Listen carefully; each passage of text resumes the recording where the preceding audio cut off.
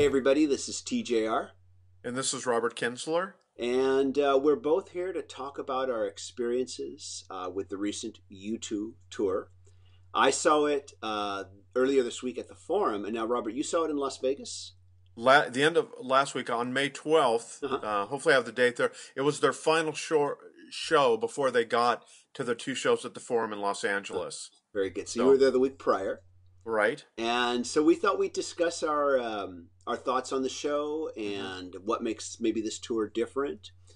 And I know you have already published an article for the Right, Register, whom right. you write for, and Yeah, what they had me do, TJ, sorry to cut you off, is they had me go to the Vegas show and then write kind of a preview of what fans going to the Experience plus Innocence tour could expect, because obviously this is not the same tour as 2017's Joshua Tree tour. Yeah, that tour was huge. I mean, just for background for everybody, they played 51 gigantic stadiums pretty much.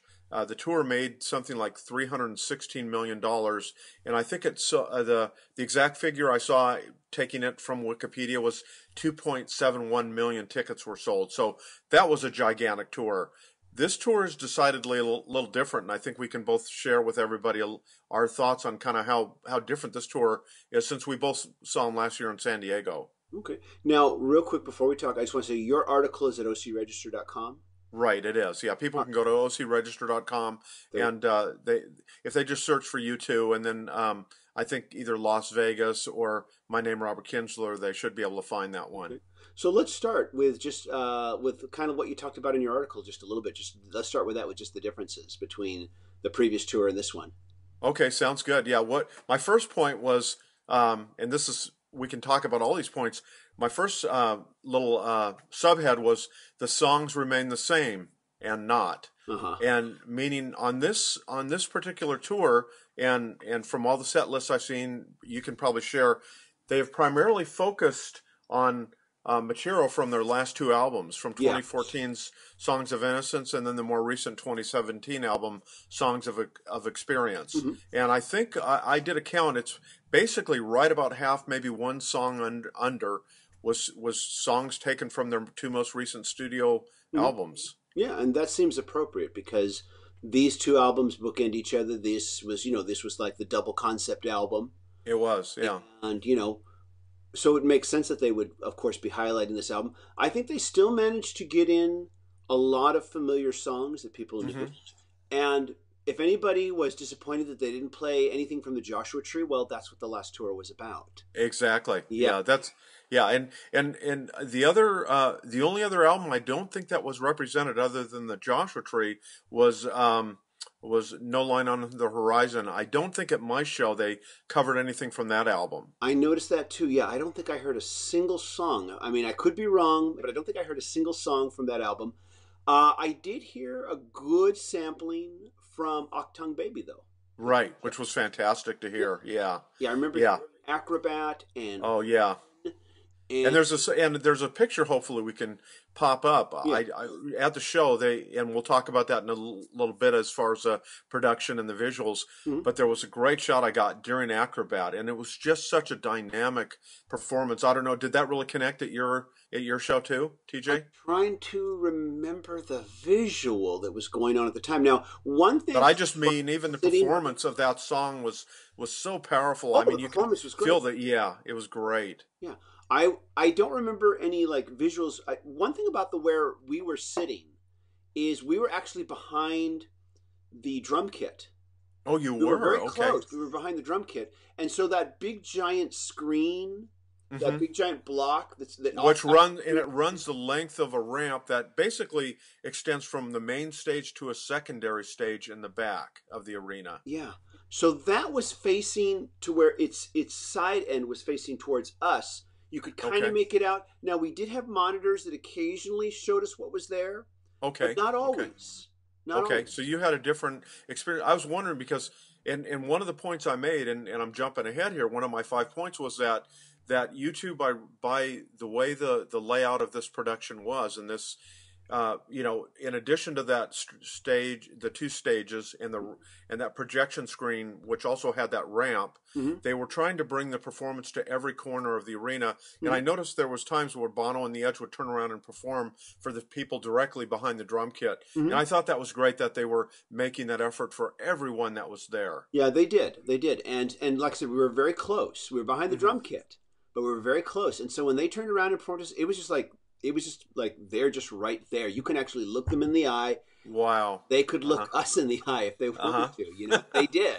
Uh-huh. Yeah, it was kind of, yeah. I've never actually been that close before. Wow, that's Generally, I'm in great. the nosebleed section. Yeah, we were directly to the side. So where like the drum kit was, we would be to the side. So not Mm-hmm. in the rear, the side. So we did have a view. The secondary stage that was kind of far when things were happening there, but everything else we could see well, either through that major stage, Mm-hmm. that one that ran above the ramp, or the action on the main stage. We could see it pretty well, and like I said, but for me, the key takeaway was just the band's effort to make this tour very different than the Joshua Tree tour that was in 2017. Yeah, Very different. yeah. The use of animated images was extremely effective, Hmm. I thought. Hmm. There was a very lyrical way that the show ended, Hmm. and that's the scene where on the screen you see this image of what looks like a house as if it was drawn by a kid, Hmm. and then Hmm. Bono goes from one end of the stage to the other. Yeah. Then you find out it's a tiny little model. He's standing next to it. Yeah, that was amazing. Yeah, He opens up the roof. He pulls out that light bulb, like the light bulb, which was incredible. then Yeah, looks into the air. And yeah. we could see what the audience was seeing on the big screen because we had it on our monitors, where the camera backs up and backs up and Uh-huh. backs up on that as the closing notes of the song finish. And it was this very lyrical ending, probably the most poetic ending I've seen to a concert show ever. Hmm. Usually you don't really expect that at a concert. A concert No, you is don't. more of a more raw experience. Right. You expect it to go out with a bang. And the show also opened very quietly and kind of introspectively like that. And that's one of the things about this, and I think we're both saying the same thing. This is very eloquent. I like your word poetic. This is a band that's continuing to challenge itself and also challenge its listeners by trying to do something. I mean, all the political stuff aside, and obviously they have a lot to say on this tour. Yeah. But just also the beauty and just the way that they present their songs and the way that those band members connect with their audience. Yeah, I think they're challenging what to expect from a concert show too. I do too. Yeah. The ending was to me very cinematic. Mm-hmm. I felt like I was there watching a movie actually, and watching kind of that final, closing shot. Mm-hmm. And yeah, that's well said. Mm-hmm. I do hope this concert makes its way to Blu-ray and DVD. I do hope they do a special release for this particular show. They don't do it for every show, but I do hope they do it for this one because I thought this was a unique experience. How they I do too. I do too. And you hope, and I think with Blu-ray and the technology, I think it can translate. But there were so many layers in the music and what they were, just the whole. And we don't want to give too much away, although I guess we are. And hopefully, many people they'll forget what we say when they go to see the concert. I'm sure. Yes, they touch on so many things on what I did when I did my concert review. Faith, family, politics, freedom. What is the meaning of life? And they touch on everything here. I mean, it's just an amazing how much U2 can cram into a 2 hour and 10 minute, 2 hour and 20 minute concert and do it so effectively and so beautifully. It really established. This was the date that I went to at T-Mobile Arena was one of the best concerts I've ever attended, and I've been to about more than 24 U2 shows dating back about 35 years. So, yeah, I've been to a lot of shows. You got me beat. But yeah, I like I said, very impressed with the show. At first, I was a little disappointed when I realized, I'm behind the drum kit. Am I going to be looking at their asses for the entire show? Yeah, I thought to myself. But no, there was plenty. There was plenty that was done visually. There was a lot visually with the Joshua Tree tour as well. Mm-hmm. Of course, we were both at the same show. We were particular time around. We were in completely different seats, but we were both at the same show. And there, you just had more the kind of the standard like. Here is the band in front of you. Here's the giant cinematic screen with the images that we're doing. And and you're just facing it forward, Hmm. and I wonder if depending on the venue, that might be how some people see this show versus how we saw it Hmm. in this round arena at the forum, where some of us saw it, we all saw it from very different angles, Right, right. and there was something Yeah, different. it's just a Well, yeah, and I know it. Like at the San Diego performance, it was just so very different. The production, just the way they utilize that one screen that had the writing on it and the shapes.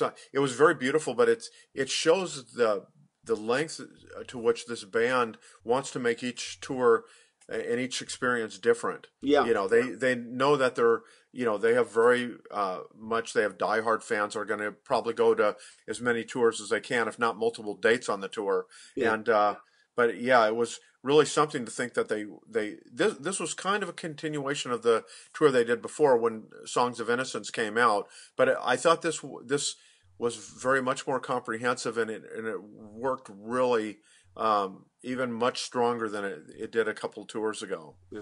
Something I So want to bring up because you were talking about what the last tour grossed. I just kind of want to say this for all the trolls out there who are going to start talking negatively about, oh, they're so rich and make so much money, yeah. but they're supposed to be for higher ideas. That's my indignant internet guy voice.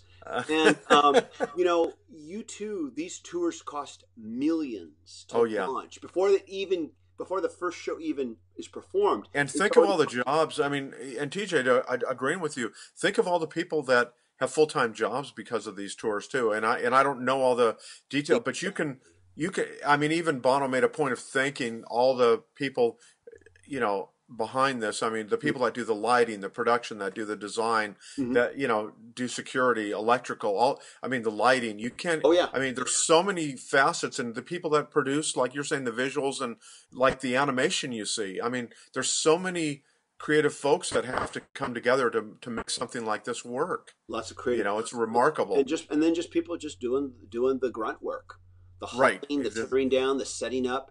But it's Hmm. cost millions before they even have the first performance. It's already costing. Oh yes. Yeah. No. YouTube Yeah. pays for all of it. They're Hmm. the ones ponying up the money to launch that tour. There's no record label, subsidizing it. It's all them. And Hmm. so they work. And so anybody who wants to start talking negatively about this, they work hard for their money. Hmm. And there's something else I want to bring up. I think one of the reasons why you kind of touched on it, why U2 continues to be relevant, Hmm. besides the fact that they don't just rest on their laurels and just Hmm. tour the nostalgia circuit and play their hits, but their songs continue to grow and change as they Hmm. perform live. Right. The songs are always growing and changing and being Hmm. reinvented, sometimes radically reinvented, Yeah. sometimes. Like, did they do Sunday Bloody Sunday at your show? Oh yeah. Yeah. So very different than like the version they did at the Red Rocks. The classic. Oh yeah. What was that? The 1983 performance. Oh yeah. It's the same song. It resonates, but by doing it differently, it makes you think about it like it's new. You Exactly. know. And the songs are constantly growing and changing live, and I think that's part of the appeal, one of the many appeals, besides the charisma of Bono as as a performer, and the rest of the band. There is just the fact that the songs continue to grow and change, Hmm. and it's never by rote. Exactly. I It's agree. not going to be like the record all the time, and if you need it to be like the record, you may be disappointed. Hmm. I was kind of impressed at how faithful the Joshua Tree one Hmm. was with Hmm. the fact that they just covered the album. I mean, they first did an opening of earlier songs, then they did the Joshua Hmm. Tree in its entirety. Then they moved ahead with their newer songs. Right. Even at what was supposed to be kind of a nostalgia celebration, they still performed a lot of new material. They did. Uh, They did, which is great. And their new material and and I in researching and thinking about this tour and then when I was writing my review and preparing for what we're doing today, I went on one site and I don't want to give it too much credence, but they said like they're saying songs of innocence and songs of experience you read at other places were not that great. The band's not covering new ground and stuff. As you really immerse yourself in these songs, these are two terrific albums. I play them a lot. I just don't always go back and put in the Joshua Tree or Octung Baby. Their new material is fantastic. If they were a new band and these were their first albums, I would still be very, very much impressed and love these albums. So I would encourage people to think, I know it's almost taboo anymore, but think for yourself and give this music a chance, give this tour a chance, and I think you're really going to be blown away. Yeah, and I will even slightly disagree with you as far as Songs of Innocence, but Hmm. Songs of Experience, that album came out right at the end of December of Hmm. 2017, but for that reason, it's definitely making my list of best albums of 2018. That album Uh-huh. only gotten better and better for me with each. Yeah, exactly. Yeah. I wish I could say the same about Songs of Innocence. I think Okay. it's a good album. I like some of Hmm. the songs on it. For whatever reason, it's never connected me as strongly. But I have to admit, boy, Songs of Experience, Uh-huh. it just keeps getting better with each listen. Yeah. For me. Yeah, and I I think have that is better opinions, of of the course. two, and I agree, of the two, that's the stronger overall album. But songs like Raised by Wolves, I mean, there's a couple tracks That on is a there great track, that just blow, and especially when you hear them live, they blow you away. and it had a whole different dimension live at the show. Oh, it did. Yeah. Completely. And what I wrote about in the register, and I don't know if you caught it, unprompted, the audience, that kind of refrain of Raised by Wolves, the audience would just come in and start singing it from the first time. Oh yeah, So it's like, so here's a newer song, not one of their 30-year-old classics, and everybody's totally into it. You go to, and I hate to say this, I go to so many of the legacy bands, and then when they play their newer stuff, you have people going on a beer run. It's like they don't even. But U2 fans, thankfully, have not fallen into that trap. They're still kind of doing what Radiohead fans and some of these other great bands are doing. They want to hear what the band's doing next, and as long as U2 fans do that, embrace that, I think these are going to be magical shows. yeah. I think for the most part that's true. It's interesting that you bring that up at the show that I was at. Hmm. Oddly enough, and this is like, I know we once did a video about, and we'll try to leave a link here on the Uh-huh. things that annoy us at concerts. Okay. There's This plenty, right? I won't bring up any of those points because we already brought them Yeah. up. But this was another Yeah. thing that was like I was just baffled by. There was one couple that left 20 minutes early. Oh, They wow. left 20 minutes early. They missed the last 20 minutes of the show, and I presume because that way they didn't have to fight their way out of the arena. They didn't have to. Uh-huh. They could get out quicker. And I Right. think to myself, at even with parking and everything, you're on average. I mean, no, I know they're really expensive seats; they're cheap seats, but on average, you're paying probably a couple $100 at least to be there. Yeah, at least. At Why least would you leave 200. 20 minutes early? Yeah. I mean, unless like I said, your work commitments are really horrible. Why Yeah. would you leave 20 minutes early? Why not just suck it in the next day? Yeah. Yeah. Also, I had a guy who was like right in front of me. He actually he was there for like the first 10, 15 minutes. Then he Uh-huh. got up. He was gone for 20 minutes. Came Wow. back with beer and a sandwich. Oh my He showed God. up. He showed up about 10 minutes before the show started. He Oh was my complaining that they gosh. wouldn't sell any concessions when he got Wow. there, and that's because they want people to get in their seats now. Yeah. You know, and so Wow. he left. He was like 20 minutes of the show, 10 minutes in. Yeah. It's like, why would you do that when when tickets being what they are? And I'm pretty sure that those watching right now, TJ, they're probably the kind of people that do stay for the full shows. But I can't believe that. Or someone wants to rush out. Oh, I want to be the traffic. Well, then just don't come. It's like put yourself in the point. Let's say you're going to a movie or a play. Are you going to leave 20 minutes before the movie. before the finale? I mean, you go to Avengers, Infinity Wars, or whatever, and you leave like, oh, I don't want to have to be trapped in here. And I guess that's why people leave before the credits start. But I just don't understand why you would shortchange yourself. That doesn't make sense, especially at a concert. I mean, that's crazy. But I don't want to make this the focus though. But I do. No, exactly. For We're the obviously most part, everything's celebrating. like you Yeah, were saying. But yeah. this was like literally the couple next to us. And it's so funny. They're right in front of me. We kind of veered off on this, and that was one of the points. One of the subheads I had in my Register article was called "Crowd Matters," and I Mhm. actually complimented U2's audience that you still had these pretty good audiences Yes. compared to some of the audiences I've dealt with. Even some bands that are really. I mean, there was a concert I went to with my wife, and we love Garbage. We went to see him at the Greek Theater, and the crowd was so obnoxious that we had to leave. We just couldn't hear the concert. Then we watched the end of it in the lobby area. They were projecting it on screens, and we were able to watch a little of it there. Wow. But it was so devastating. Then I did subsequently see the band again in a better setting, and I enjoyed it. But it's devastating when you're really a fan of a band and their music, and you can't even enjoy it. You know, it's beyond the cell phones and the people taking the selfies. It's to the point where people getting up, they're rude, they're talking throughout the performance.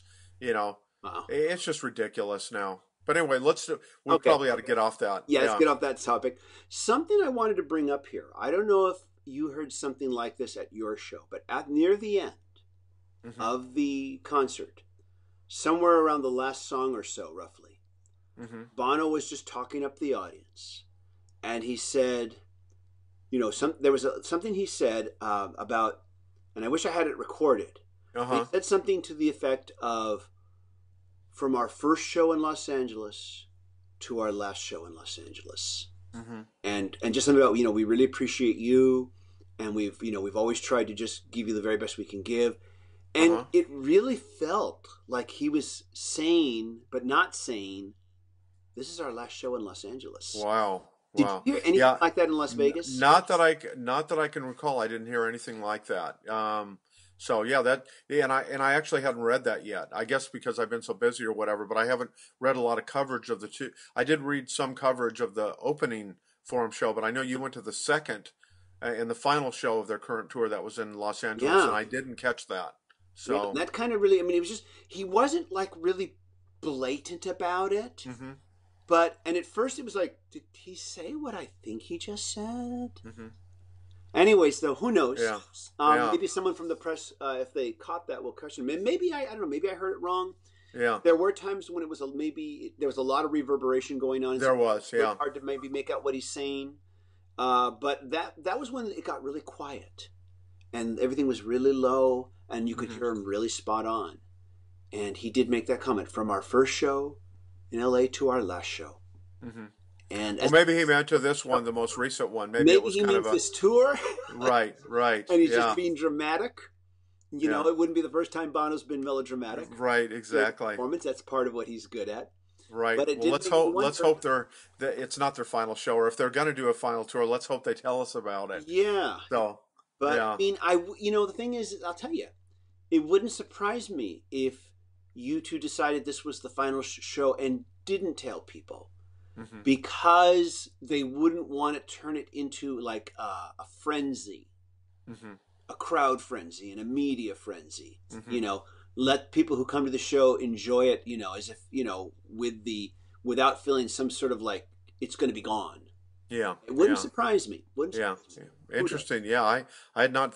Wow, that is definite news to me. So I'm going to have to try to do a little bit more research on that. Yeah. Wow. Yeah. Anyways, though, could Well, it was if it does end up being their final tour, and let's certainly hope it's not, or maybe if it's their final tour, they're still going to do big shows or whatever. Kind of like what I guess Rush has talked about. They're no longer going to tour, but they've left the door open to possibly playing some special shows. First saw U2 back at the US Festival, which was in 1983, Mhm. and I think that was like either 5 days before or after they did their famous Red Rock Festival, and then I've seen them every tour since, Mhm. sometimes multiple times on the tour. But just I'm a huge fan. I put them up at one of my Oh yeah. favorite ever bands Oh and yeah. artists. Yeah, Yeah, they're gonna be right up there with some of the biggest names ever. They yeah, already are, as we know. they are. Yeah, And like yeah, I said, what was it, Elvis Costello, when he hosted that show called Spectacle, and he had you two as their guest. He said, "This is the last band where you're going to know everybody's name." yeah. And it's kind of it was kind of prophetic. I mean, it's pretty much true. Yeah. Even a lot of people, let's talk about a band like Radiohead. Everybody kind of knows Tom York, but they don't necessarily know all the other guys in the band yet. With U2, they do know the band members, and that in and of itself. And matter of fact, that was a final point I made in my story. Maybe I said U2 is that super rarefied band with its original lineup intact, and I went on to talk about all four members and the chemistry that they have, and Mhm. I think their audience is discerning and educated enough to get that all four of these guys matter. It's not just Bono's voice. It's Yeah. not just the Edge's guitar. U2 would be nothing without those four guys together. There's a certain something that they have, kind of like what the Beatles did, and it's very special. Yeah. You know. I agree. Okay. Well, was there anything else you wanted to add, or I feel like we? No, maybe the last point, and we talked about Acrobat, but just one thing I really like about this tour is how they've brought back some songs like "Staring at the Sun," like Acrobat, that they've either never previously done on tour or they haven't done in like more than 15 years. So it's nice that they're recognizing, hey, the fans really have been hungry for that, and they're, obviously the fans are hungry for U2, but U2 cares about, like, hey, what can we do that makes it special? Because these fans are going to support us tour in and tour out. Yeah. What can we do to give back? And I think U2 has done that. Yeah, they always. I believe they always do try. Yeah. And I know there's that. Someone asked me who was not really into U2, didn't know much about them, and I said I went to go see U2. This was during the Joshua Tree tour, and he said, "So how was that?" And I said, "Well, there's a reason why they're the biggest band in the world right now. They always deliver it live." They do. And I remember that's a quote from Bruce Springsteen. If you really want to set yourself apart, make sure you deliver it live night after night after night. Be so on your game that even on an off night, you're still 50% better than everybody else. Yeah, and he's done that as well, too. Yeah, and it's so very true. Always, like I said, there's a reason why. It's because they always deliver it live, 100%. And they always do their best to deliver it on the albums. I know some people will disagree. This album is better than that album. I certainly have my opinions about that too. But You're right. They're always at least challenging themselves. Even if it may not always appeal to me, they're always challenging themselves when it comes to the albums and the songs that they write and what they release. Yeah, I think very true. Yeah, I do believe that albums like No Line on the Horizon were the victims of the loudness wars. I've talked about that in the past. That's why I own the album on vinyl now, and it sounds a million times better. Now it's a favorite of mine. But that's a whole other discussion. Yeah, that's another discussion. But the band itself and their legacy, whether it's continuing to like record these albums, they continue to be ambitious. They sometimes take longer than we would want, but at the end, they always are going to surprise you. And even one of their albums that may be overall a disappointment to you, you're still going to hear songs that you really like on it. Oh yeah, and are going to be and when you hear them live, like you said, they take them to a different level there too. That's true. So, that can really change your opinion about the songs when you hear them live. Someone on one of my videos where I talked about U2's upcoming release at one point said that even what I consider to be just kind of like an average song by U2 is better than most people's excellent song, what they consider to be their excellent songs. And I would tend to agree with that because at the very least, they challenge themselves. Right. But right. anyways, though, so let's just hope this is not the last tour and that these are not the last albums ever. But let's hope there was nothing to what I heard there. Let's hope that Bono was just being melodramatic and being a showman. Let's hope that was the case. And at any rate, though, have you seen the show yet? Are you gonna go see when it comes to your state, when it comes to your town? Let us know what you think, everybody. As always, show us your love by hitting subscribe and click notifications so you can know when we make new videos. And Robert and I will be back. I'm sure we'll be back soon with more topics and more new releases to review. Definitely we will, and we look forward to that. All right. Take care, everybody. See you later, everybody. Bye.